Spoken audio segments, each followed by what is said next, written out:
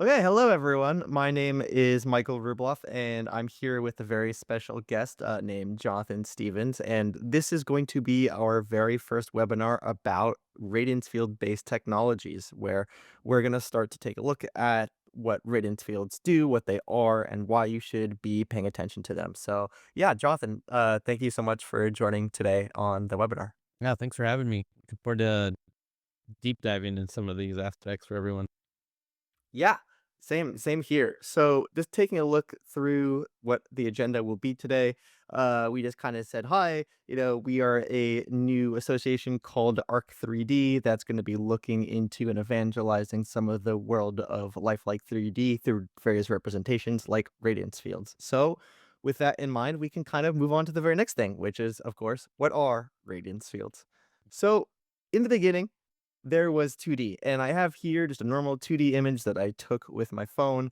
It's the way that we have all interacted with content and moments in time over probably the course of all of our lives. This has really been the way that we've interacted with the world. But it would be very nice if there was a way that we could make this even more immersive and more interactive and get more information about a single space and time. Where radiance fields start to come in is that now we actually have the capability to reconstruct a very lifelike and interactive 3D model of something. And for this, in order to create something like this, all we really require are a series of normal 2D images or a normal 2D video. So that's going to be what we're going to be talking about today is how do we translate imaging into a fundamentally new and lifelike 3D medium. You can think of a radiance field like a photo, but you're able to inspect them, you're able to go around them and explore them from any imaginable angle. So think of it like a photograph that you can really start to explore and move around in. For the first time in human history, we're able to really extend photography into very lifelike and interactive 3D. And these radiance fields are able to model these effects, which are known as view dependent effects. And so when we move around in the physical world, in the real world, we expect light to behave and shift in a certain way. And for instance, if we see light reflecting off like a metal object, or say in a window, or looking at reflection, we really are expecting the reflections to move in a very particular way. Yeah, I like to just jump on that too. There's a lot of confusion between this and photogrammetry because it looks like a 3D model, as in it has a texture, it has a surface, it's something that is tangible. But a radiance field again is just a bunch of pixels or a bunch of voxels or a bunch of Gaussians, a bunch of just shapes that represent the world, and they don't care if they're accurate to the scene. Like, it's a big illusion you're looking at. So where it can look like something is like the surface of a wall, it could just be a bunch of bumps that are, translucent. And when they put a bunch of them together, it looks like a wall, but there's no solid surface there. It's just a bunch of overlapping translucent objects. And so that's where I think a lot of people get confused too. Like, oh, this is just the next photogrammetry. So on the slide, you kind of see that, like, it's not replacing an old technique. It's not replacing photogrammetry, because as we get into this, you'll see it's fundamentally much different. It also doesn't replace drawings, which we've been doing forever. And even today in architecture and engineering, things like that, we're still doing hand sketching. We're still taking photos. The photo's not going away. 3D modeling, like BIM modeling, that's not going to be replaced. If anything, this just becomes another layer that you're going to have in that stack of technology. So you'll have these 2D photos, which you'll eventually be able to view as radiance field if you have the right number of them. You might have a 3D model, a photogrammetry model that you have geometric accurate surfaces, but never looks perfect because you don't get the reflectance of things. You don't get glass, things like that to work. But then you can go look at the radiance field as just a layer that you turn on within that stack, and it's just a way to get that hyper realistic view without having to actually model it by hand. Yeah, no, exactly. This is almost a shortcut, if you will, to get very lifelike 3D approximations of a given scene. I like to think of those 3D photos. So anyone who's done a house tour and with the 360 photo, so they're walking around and then you jump from point to point. The difference is you don't have to jump from point to point. You can freeform move from point to point. And as you're moving around, things will still look correct. Exactly. Yeah, you're really able to explore an entirety of a scene or location without feeling like I can stand here or I can stand here, I can stand here. With these radiance fields, you're able to actually go anywhere that has been viewed in the original input. Let's take a look now of the most popular forms of radiance fields. And as a note as well, we will be doing a live Q&A at the very end of this webinar as well. So if you have any questions, feel free to put them into the chat and we will answer them live at the end of this session. But still, definitely please put your comments in there. So going back towards what the most current popular forms of radiance fields are today, when we take a look at the modern radiance field boom, it really began with the introduction of the paper NeRF, otherwise known as neural radiance fields. And this was in March of 2020. And basically what they use is they use a small like neural network to model both RGB color and density. So with this was where you're first able to get this view dependent effects out of the underlying images. The most popular as of recent in the last 18 months or so has been the paper 3D Gaussian Splatting for real-time radiance field rendering. Basically, this is a way to render radiance fields in real time. So Gaussian splatting uses rasterization instead to splat the actual kind of 3D ellipsoids, which we'll take a look at in just a slide or so. But basically, you're still able to get a very lifelike 3D approximation of a scene, and you're able to use more of the traditional graphics pipeline thanks to rasterization, which is one of the main reasons why Gaussian splatting has become so popular. Those two distinctions of those two different types of radiance fields might go over people's heads. So I like to think of it this way, like a nerf, it's it can be very lifelike. The best quality still is a nerf. However, it is very computational intensive to look at one, to view one, to render one, because GPUs aren't made to do that. So while you can get the best looking version possible, it might take 24 hours to train one of these things and then be able to view it at 1 frame per second. So you have to basically just render out videos in post, or a Gaussian splatting where you can train it much faster. Not in all cases, but then also because it uses the same sort of technology that your gaming GPU uses, is rendering everything in real time. So you're getting 60, 100, 120 frames per second. So that's your big difference. One's like real time viewing, one's an offline viewing, but can hit more realistic views. Yeah, Mhm. exactly. Now we'll get to the next two, which kind of somewhere in between those two, I'd say. Yeah, no, that's actually a great way to look at it with these ray trace Gaussian based implementations is you still are getting the secondary lighting effects that you get from ray tracing, really get a bit more lifelike reconstructions. But with some of these more modern methods or more emerging methods, you are getting still real-time rendering rates as well, and being able to use a wider variety of GPUs to train these methods. So we're seeing a really incredible line of research coming out of the ray trace Gaussian based methods, which isn't necessarily Gaussian splatting. For instance, there's a method called 3D Gaussian ray tracing from NVIDIA, but this is not Gaussian splatting. This is a pure ray tracing base. They still use 3D Gaussians, but there's no splatting occurring. And as Jonathan was just mentioning, another really exciting direction has been the use of voxel-based architectures as well. So kind of like if you can imagine a really lifelike Minecraft version of a scene, you're getting either, hundreds of thousands to millions of these individual voxels that are able to still model those view-dependent effects that we mentioned earlier, where you're still getting really lifelike scenes, but the way that these scenes are being reconstructed and represented are fundamentally different from one another. And these are currently the most popular forms of radiance fields right now. All four are ways to get very lifelike 3D from a group of standard 2D images or videos, but they're kind of four different ways to pursue this. As it turns out, even though these are just four, these are just a collection of even more radiance fields. There's a lot of different ways to reconstruct very lifelike 3D through radiance fields now, and this is going to continue to emerge too, where I do not believe that we have seen the final implementation of a radiance field or how these will be reconstructed in the necessary future. But here's some other ways that people are currently producing very lifelike 3D through radiance fields. This is what, a handful, and count these on my hands.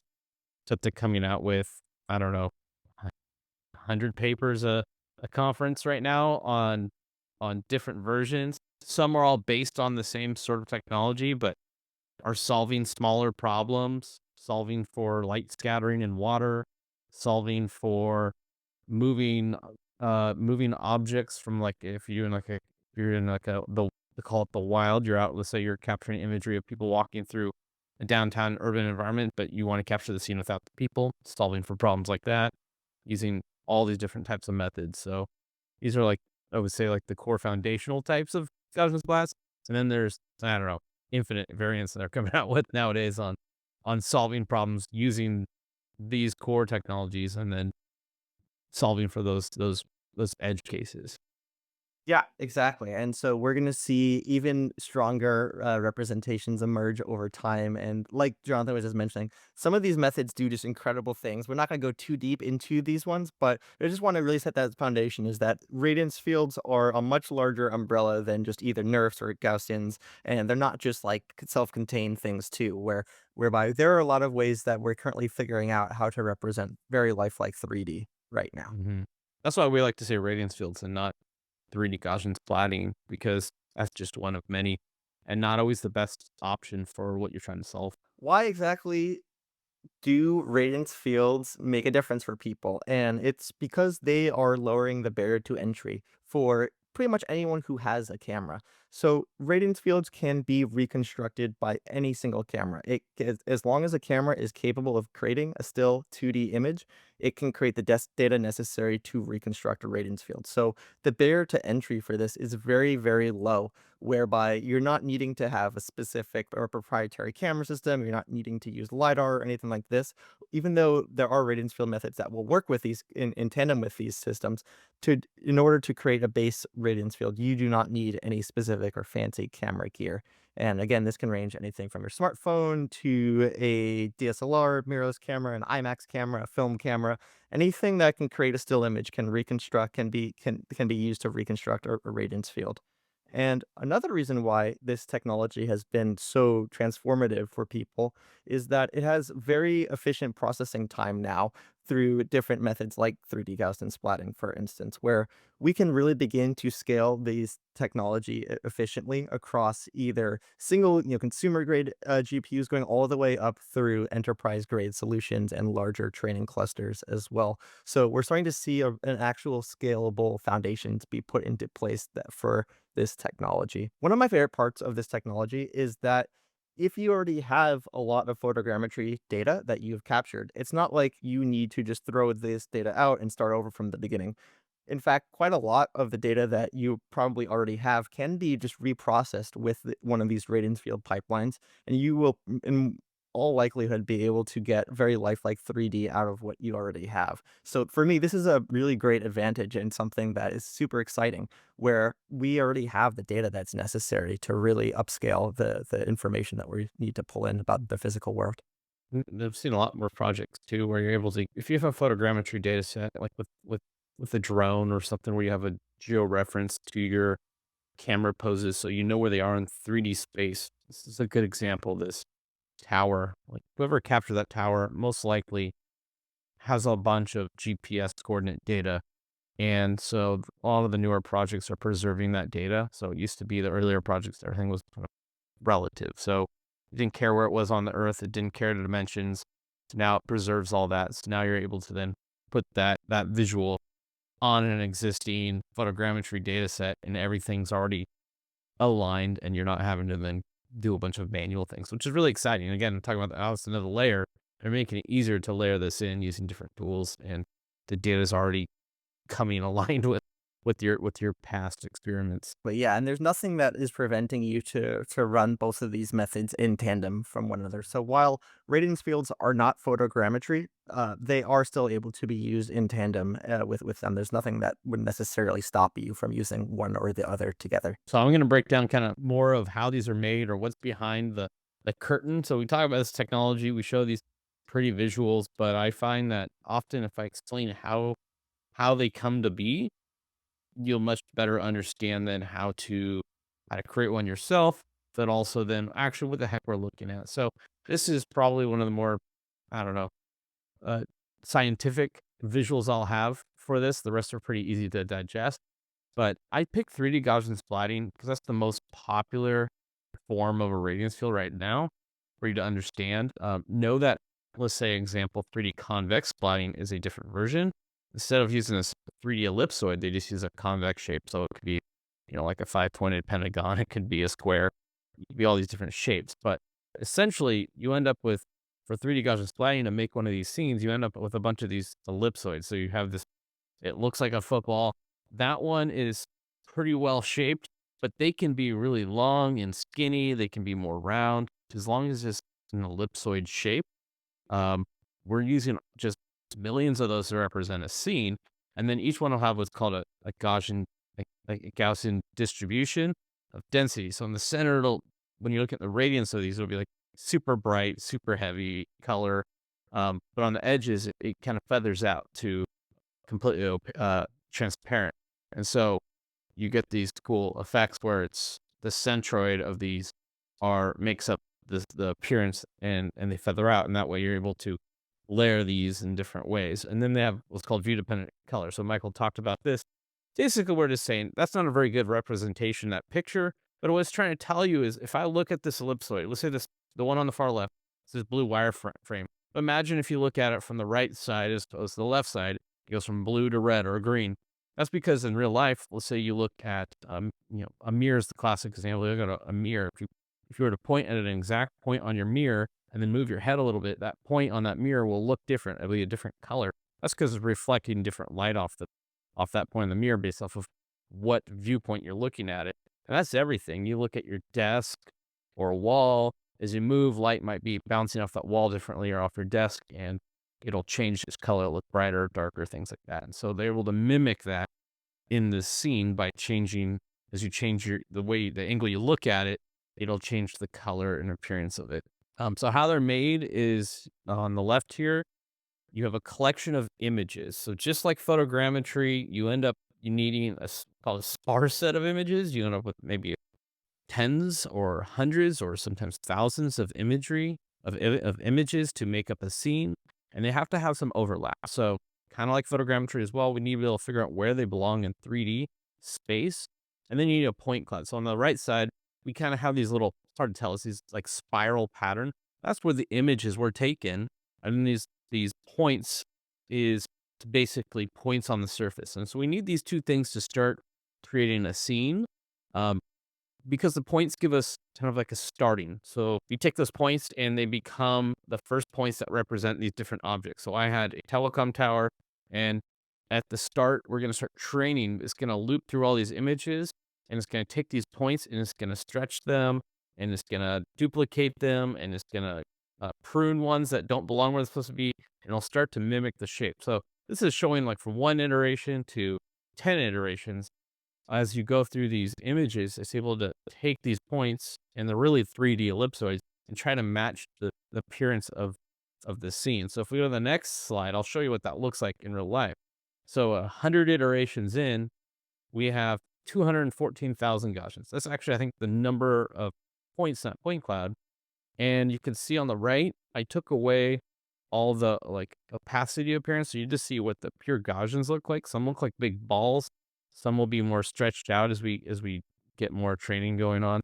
But as you can tell, it doesn't really look like the scene on the left side. You can tell there's a tower, car, a van maybe, but it doesn't look great. So if you go to the next slide, now we've gone through 100 or 1,000 iterations. So now we've looped through the photos 1,000 times and looked at each photo. And every time we make a little change to these Gaussians, we either make more of them or we change their shape. And so now you see there is a lot more of them. We take doubled the number of Gaussians.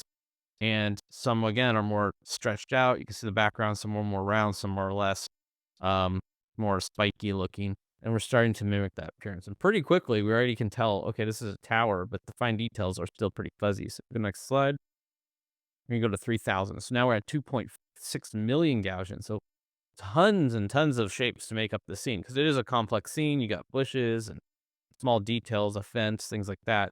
But those Gaussians start to become just tiny little features. If you keep moving along to like 7,000, which is the next slide here, now things are really snapping into focus. And so you have 5.3 million Gaussians. So that's just a ton of these ellipsoids that make up this radiance field, and things look almost photorealistic. So if you go, I think we have two more slides. So if we double it again, or more than double it, we're at 7.2 million Gaussians. So you notice they stop doubling because you kind of have a loss curve. It gets to the point where they can't really make the scene any better by making more of these.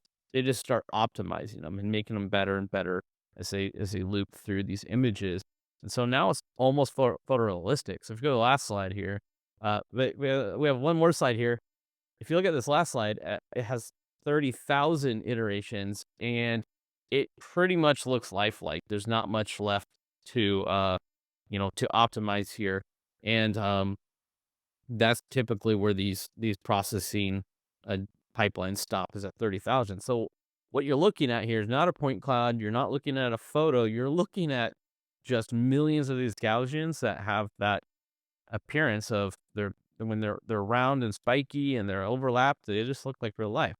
So if we go to the next slide, I'm showing the source image on the right, the Gaussian splotch on the left, and they look nearly identical. If you really sat there and looked at the two images, you'll start to notice things, especially in the very far background where we didn't get a lot of images of.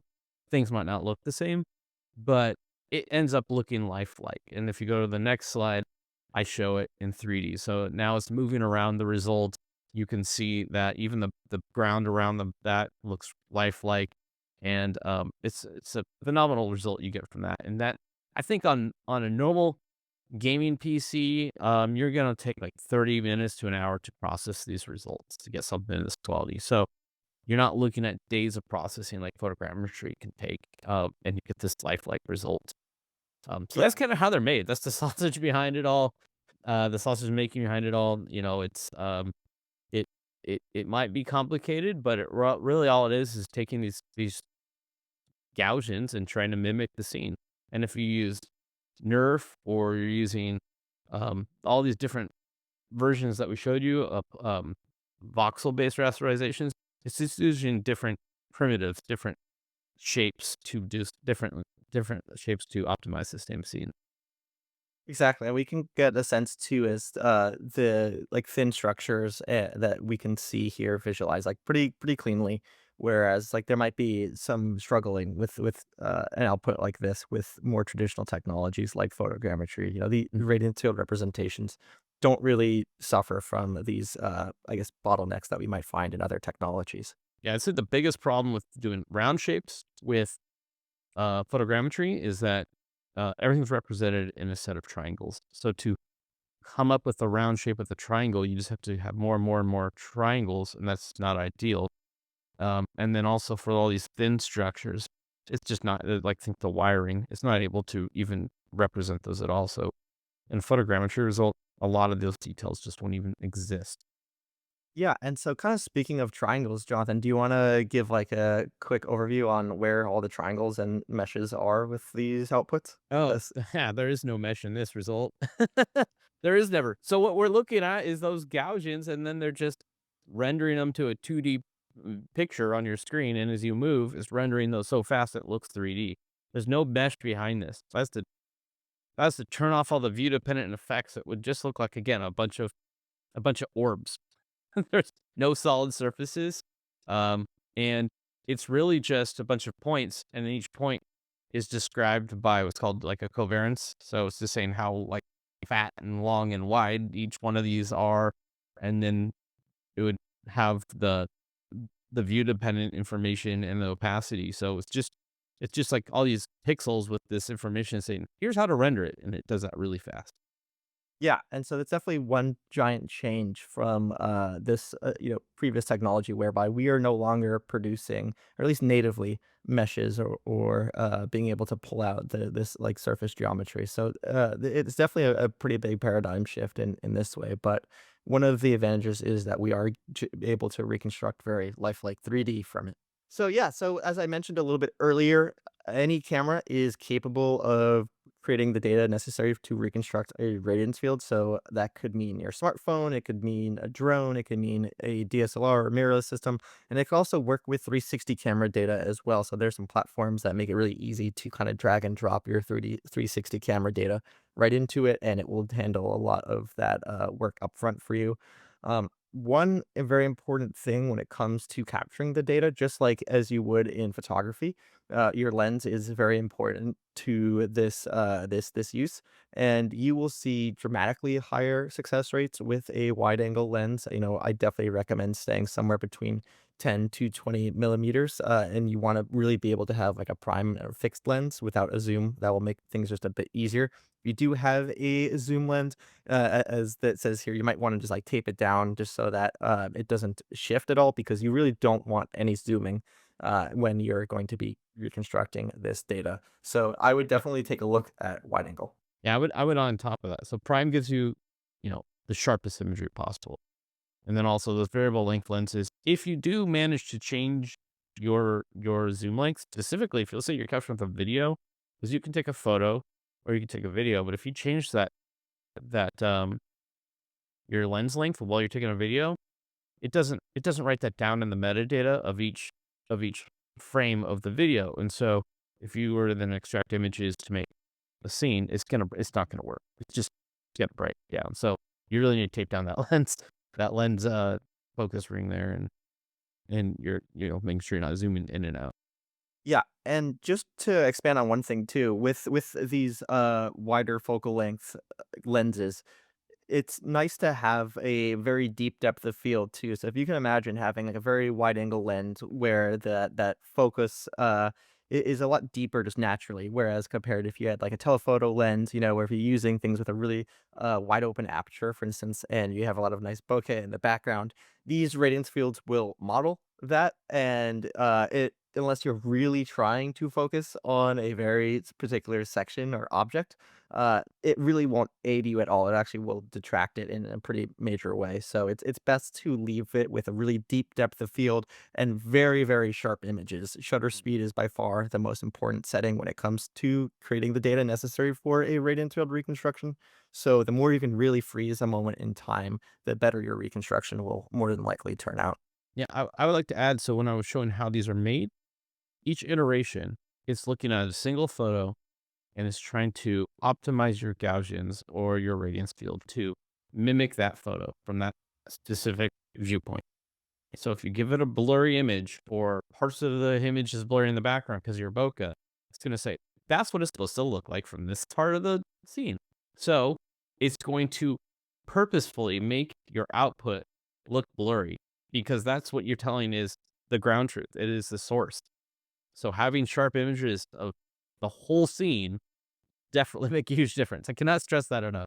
I don't know how many people will be walking around and taking video and say, "Oh, why does my results not look nearly as good as everyone else's I've seen post?" And it's probably because they have motion blur or they didn't have they're not hitting that. What's that called, Michael? Where your camera, Really? everything is in focus because it's beyond your The focus hyperfocal distance. hyperfocal distance. So like I have like I don't know if you have my camera up, but I have a spherical fisheye camera, and the hyperfocal distance on this is only like after a couple feet. Everything is all in focus, which is really great. So unless you're like right up on an object, everything's gonna be perfect. And that's the great thing about smartphones. They're really good just not having to shallow depth the field either. They want to get everything in focus.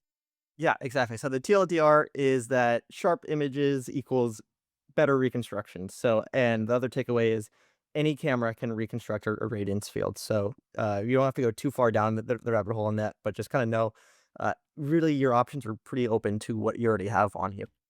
Yeah. And then capturing, I always like to use this analogy. You want to capture with your feet, not with your hands, or you want to capture your feet, not with your hands, because you don't want to be sitting there and just moving the camera around with your hands. You need to be moving around the scene because it wants a bunch of varying viewpoints of the scene. And as you can see on this right side, you got more than one loops, but you have like a camera pointing down, you have a camera pointing straight across, like you have a camera picture pointing up. And part of that is you actually want a lot of the viewpoints to be intersecting or crossing each other. So as you do, let's say a loop around the room at different heights, so you're varying that viewpoint. That means later it's able to reconstruct the scene looking up, down, as you would, normally, like in this specific example, you wouldn't be able to look at the scene probably at like your ankle level looking horizontally because you didn't have any good imagery looking that direction. But do you really care to look at the scene like that? So you try to think about like how would you want to look at the scene, or what different angles would you look at, and then capturing those kind of images. What would you have any tips on that, Michael? Yeah, exactly. You definitely want to introduce more viewing angles and generate something called parallax. But Mhm. the one thing that's important to note is that you shouldn't necessarily introduce as many images as you can without ensuring that the images that you are providing to it are still very sharp and in Yeah. focus and without motion blur. It's actually, going to be much more advantageous to you to have a more curated high quality set of reference images compared to just 1,000 images that are kind of blurry across a space. In fact, I did a YouTube video on this where like the sweet spot for most scenes, like if you do a room, you don't usually need more than 200 to 300 images. If you're doing a really large area that just requires getting that many photos to see it, then for thousands, something like that, then go for it. But I mean, Michael and I have had hundreds of examples where I'm taking sub 100 images. 350 seems to be the max on most of mine, and, if you're taking more of that, it's probably because you're overshooting or you're just, um, you're not thinking about what's the optimal way of just getting viewpoints from different direction. Yeah, exactly. And so I would say that for me, a lot of times my data sets come in at about like 120 images per Mhm. capture for a full 360 of a given space. But this is another important reason as to why having a really wide angle lens is very beneficial to you because you're able to just bring in more information per image so that that number of total images you might require might be less, if you're using a very wide 14 millimeter lens compared to if you're using a 50 millimeter or an 85 millimeter. You're just able to ingest more information up front or per image, which is, again, going to be helpful. Yeah. Also why I like full frame for you don't need a full you can go to the next slide, but you don't need a full frame camera, but if you're using a crop sensor, do realize if you're running around with a 10 millimeter, you're really getting a 15 millimeter equivalent, and so, having you get more field of view on those cameras, but also you do a much better job at capturing sharp images when the lighting isn't as ideal because you just get more light on those sensors. So if you have one of those, use a full format frame camera, even if it's older than let's say a newer crop sensor camera you have, you'll probably get better photos that way. And then on this scene, this is more like capturing um, an object versus a room or a scene. So if I want to capture an object, it's kind of like capturing it from all the different angles. So you don't want to just look at it straight on. If you can get overhead, you can look down on it. This is really good if you will say you wanted to showcase something like a backpack you want to sell online, and instead of make a 3D model, you're showing it as a radiance field. You'd want to do a bunch of loops, and as you go up, you want to be looking down on it. Just like that one I did of that tower that I had an example. Again, I did a spiral because you want to be able to look at it from all different heights. You want to even look at it from the top down, so you need to get some top down imagery. So this is where I think again, that whole tower, it's a pretty large tower. I think it was 100 and something feet tall, and I think I still took 300 photos, and I had a really good reconstruction. Um, How long did that take you, Jonathan, to capture that data?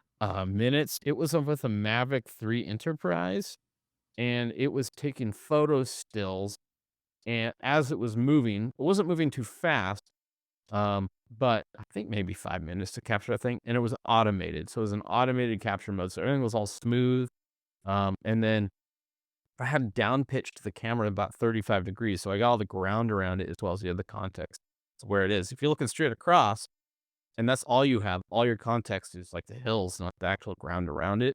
So you want to think about that camera angle. You don't actually have to be always looking directly at it. I know, Michael, you like when you're capturing like scenes, you want to offset your camera a little bit. You're not looking directly across the room from you. You're almost looking at a little bit of an angle as you move. Gives you some more parallax, more into this in the image. So there's some Yeah, tips exactly. there. Exactly.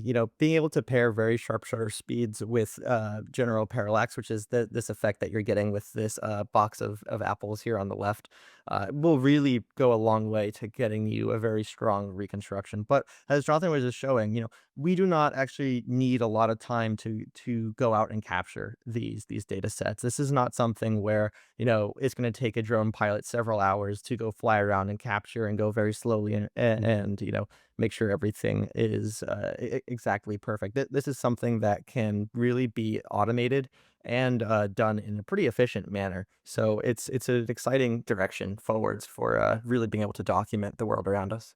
We were using what's called a global shutter on this drone. So every image didn't have any what's that called? Not motion blur, but as you're moving and you're taking a photo, the image gets warped by moving while you're taking it. 'Cause as you're moving and it's reading out the image onto the sensor, things get warped. Like you see those airplane propellers that look warped in pictures. Well, I don't get that with this camera. However, if you use a lower quality drone and you're moving too fast, you'll get that, especially as things are closer to you. However, we said earlier on, one of the most popular forms of range fields coming up is the ray traced version. Well, ray tracer will fix all of that for you too. So, as we're saying, Gaussian splats is the most dominant form. This ray trace based stuff is fixing a lot of problems that Gaussian splatting can't even fix. So, again, I'd say go out and capture, learn the techniques, learn the patterns that work well for you, and those things that maybe not are coming out as good might be fixed by just developments in software as well. So just learning like these core captures is very very helpful.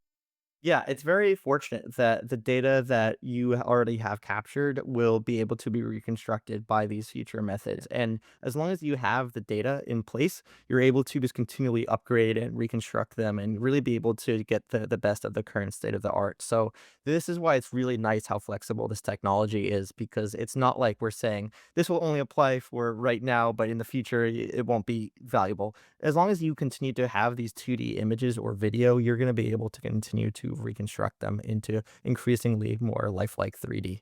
So I think we kind of, chatted about some of these things already, but do you want to just go over Yeah, quick? these are some really good ones. Again, it's going to model what you give it as input imagery. So if you capture your shadow while you're walking around, it's going to think, oh, from this side of the object, I'm supposed to have a shadow in the scene. So just know that if you can go on a day where it's overcast and you're outside, you'll have less shadows. If you're setting up lighting, make sure that lighting's not casting a shadow directly into the scene from you walking around it. I know drones are again good for this. A drone is tiny, you're big. So if you do have a shadow from a drone, trying to do like an outdoor capture of a building, that's gonna be a tiny like streak. So people might not even notice, but it may notice you as a shadow. Um, I like to talk about non-textured and flat objects. So this all requires you to know where the cameras are in 3D space. So you do have to run what's called structure from motion for all these to work. And if you have a photo of let's say a blank wall, and it won't know where that blank wall is in the entirety scene of that you're capturing. So I always like to think if you could, as you're taking a picture from that viewpoint, if you close your eyes, open your eyes, close them again, and say, "Where was I in that scene?" Then you have enough context for this to put it together. So again, don't be capturing these, like featureless areas of a room. Like maybe you're walking down a hallway and there's nothing on the walls.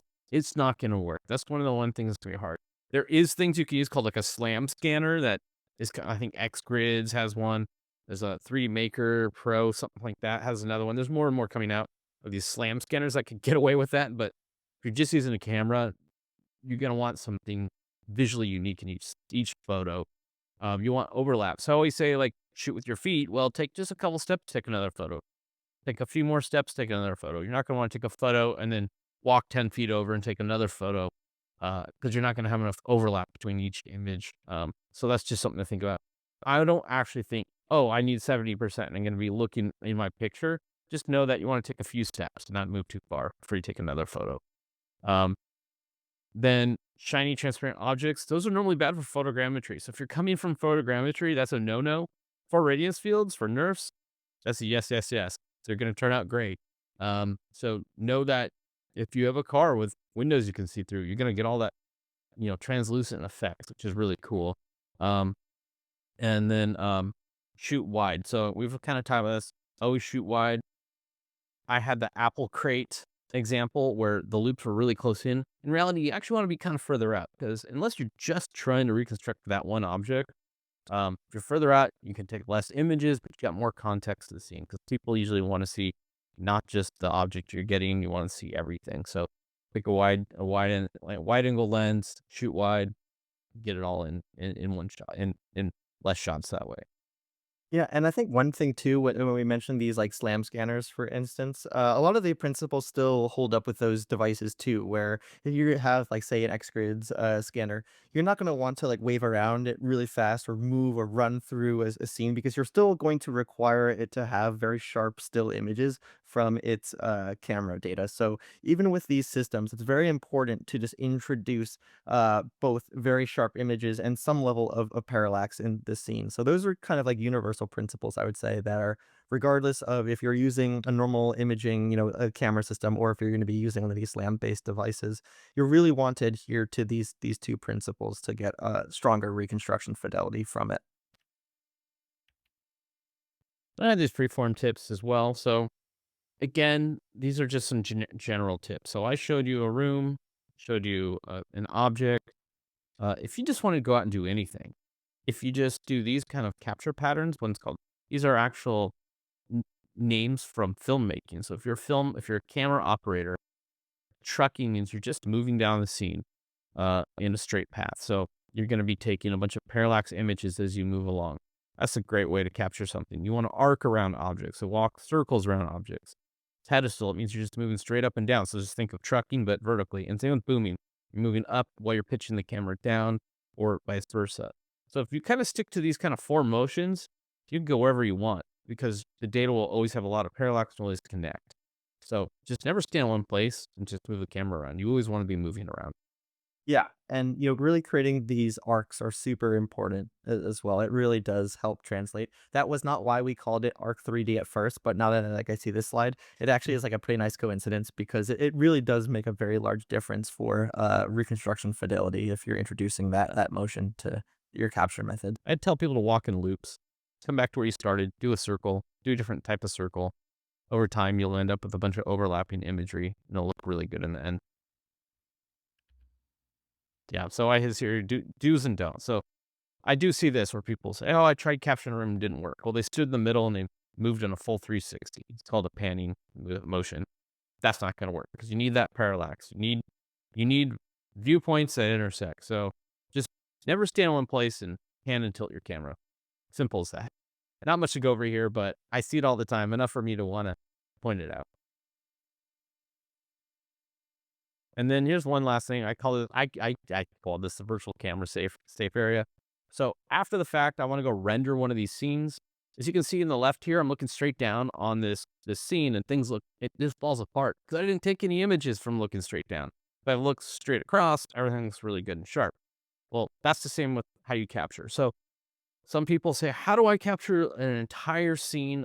This whole building." And I'm like, "Well, how are you going to look at it later? Because that dictates how you should capture it." If you're capturing a room because you wanna show it off in a, I don't know, like a rental property and they want some sort of virtual walkthrough, I don't think you need to be capturing imagery at, ceiling height or at your ankle height because no one's gonna look at it that way.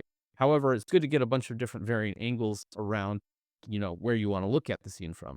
And you don't have to go look behind every single piece of furniture, behind a couch, if you don't really care to look behind there after the fact. So, just think about as you capture, how do you want to look at it? So get a bunch of photos of the parts of the scene you want to look at, and you'll be able to look at it later in the radiance field. However, if you try to capture every single little occluded area, you're gonna drive yourself crazy. So just think about that before you go in and capture a scene. And we kind of looked at this. Um, Radiance fields do not natively create a mesh. You can create a mesh out of these. There's techniques to sample what they think a surface is called like ray marching, but I can guarantee none of the results you're gonna get are gonna rival a good photogrammetry scan or going out there with a LiDAR scanner and getting a great mesh. So this is not replacing your mesh generation. This is your visualization layer. Accuracy. This is another one. I think Michael and I get how many times do you get asked this per week? How accurate is this? Um, Yeah. The problem is, this is an apple and oranges problem. There is accuracy scores. So if you go look at a paper or a project on accuracy evaluation of a radiance field, it's on how accurate does it reproduce the input imagery, because that's what its goal is. It's trying to reproduce the scene visually as accurate as possible. It does not care about geometry. Now there's 2D GS. I don't think we actually had it on one of our slides. That is called geometrically aware 2D Gaussian splatting, where it tries to conform to the 3D model, or you could say like the surfaces of the scene. But even then, it's still using like circles to represent the scene. So it's not super geometrically accurate. It just looks really good. So um, I would say people, is it accurate? No, not in the traditional sense of, let's say, trying to compare it to a mesh output or point cloud. It's accurate to, does it look right? Yeah. So yeah, would take a look as to like what is coming up next for Radiance fields and like why is there so much excitement or why should you really want to learn more about this technology? And it's because we now are approaching the foundations whereby we can reconstruct anything that is contained inside of either the physical world or synthetic data. And what that's allowing us to begin to do is be able to pull out significantly more insights around the world around us and for individual business use cases. So for e-commerce, it could be something like dropping return rates, giving consumers better expectations of what they are purchasing. For autonomous vehicles, it could be reconstructing large areas of land, which you can run simulations on long tail scenarios for. We're really being able to lower the barrier to entry to be able to work with very lifelike 3D. And so to that, that's why we've decided to launch Arc 3D in order to better showcase this progression of the technology and be able to bring and make it more tangible to the average everyday user because we do believe that this is going to impact your everyday workflows in the way that you both interact with, document, and experience the world around you. So, over the next couple of months to the end of this year, we're going to be introducing more and more programming, both on the webinar side like this, in addition to having educational content and hopefully some in person events as well in the somewhat near future. So, both Jonathan and I will be around for the next little bit to kind of chat through live any questions that you guys may have come up with during the course of this presentation. So feel free if there are questions that are have been placed in the chat, we'll be sure to answer them. And if you have any questions live as well, please feel free to ask them. But thank you so much to everyone who has joined today's webinar, and we look forward to seeing you in the live portion of this chat. So thank you.